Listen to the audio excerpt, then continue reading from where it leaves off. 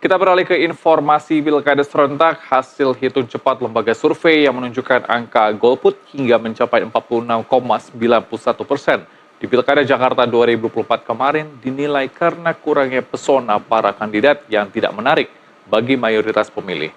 Angka golput pun disinyalir akan bertambah besar apabila pilkada Jakarta berlangsung dalam 2 putaran. Dari hasil hitung cepat Lingkaran Survei Indonesia LSI DNICA, terungkap angka golput dalam Pilkada Jakarta 2024 mencapai 46,91% atau hampir separuh dari jumlah pemilih.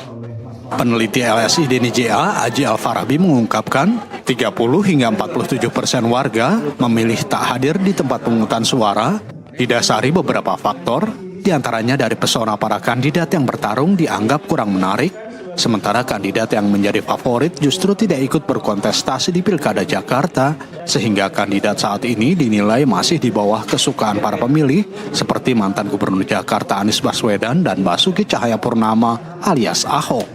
Kelelahan terhadap pemilu juga menjadi faktor penyebab para pemilih tidak datang ke TPS karena belum lama digelar pemilu presiden dan pemilu legislatif. Para pemilih di Pilkada Jakarta disinyalir semakin apatis jika pilkada berlangsung 2 putaran, sehingga membuat angka golput akan semakin bertambah. Di pilkada tanggal 27 November kemarin, ya, mereka yang golput di DKI kan cukup tinggi, 40 sekian persen golput. Ya.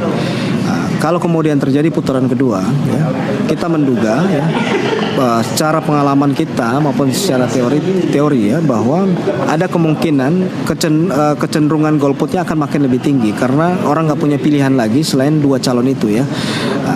Kalau kemudian misalnya sentimen negatif terhadap Pramrano makin menguat, sentimen negatif juga terhadap RK Susona juga menguat, maka orang lebih cenderung untuk tidak datang ke TPS dibanding harus memilih antara 2 pilihan itu. Jadi memang PR besar buat kedua kandidat dalam rangka untuk bisa menangkan putaran kedua adalah memobilisasi pemilih. Tapi memang pertarungan head to head kalau sentimen negatifnya sama-sama kuat, maka kecenderungan orang untuk tidak memilih lebih besar ya.